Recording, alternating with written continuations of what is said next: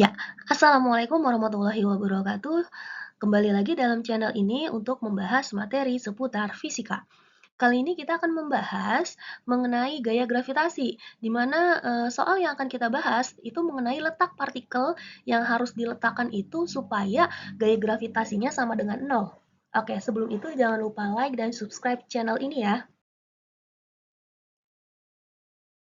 Ya, contoh soal. Tiga buah partikel A, B, C dengan massa masing-masing 9 kilo, 16 kilo, 2 kilo terletak segaris. Ya, di sini antara A dengan B itu ada C. Ya, tapi letaknya kita nggak tahu di mana.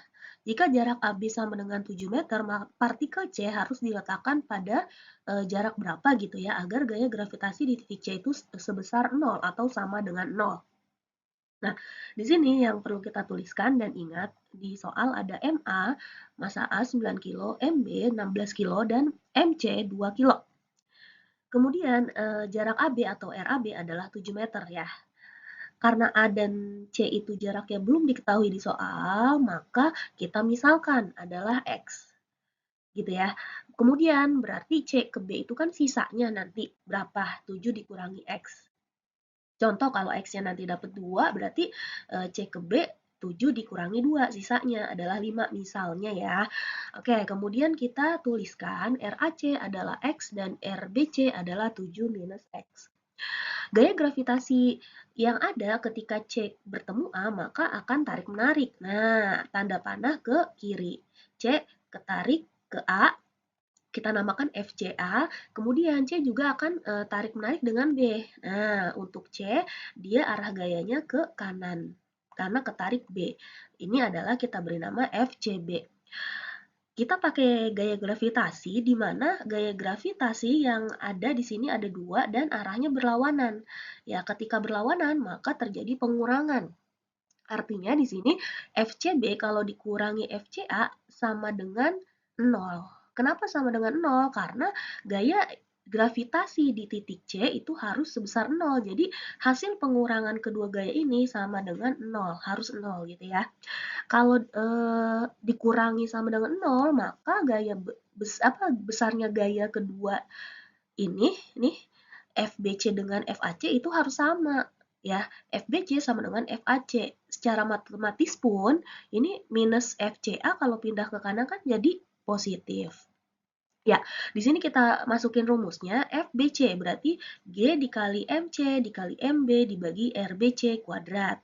FAC berarti G dikali MC dikali MA per RAC kuadrat. Ya, ini mohon maaf ada kesalahan. Yang ini harusnya CA gitu ya.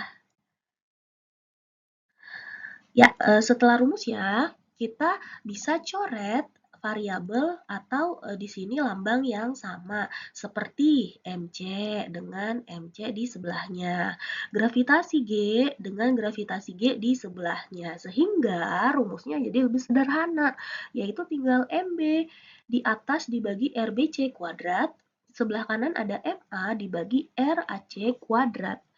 Kita masukin angkanya, MB 16, kemudian si MC 9, ya. Kemudian di bawahnya tadi kita sudah misalkan RBC adalah 7 minus X kuadrat, RAC adalah X dikuadratin. Nah, untuk menghilangkan kuadrat-kuadrat pada X ini, lebih baik kita akarkan keduanya. Nah, karena akar adalah yang sebanding dengan iya kuadrat, gitu ya. Maka kedua belah pihak kita akarkan.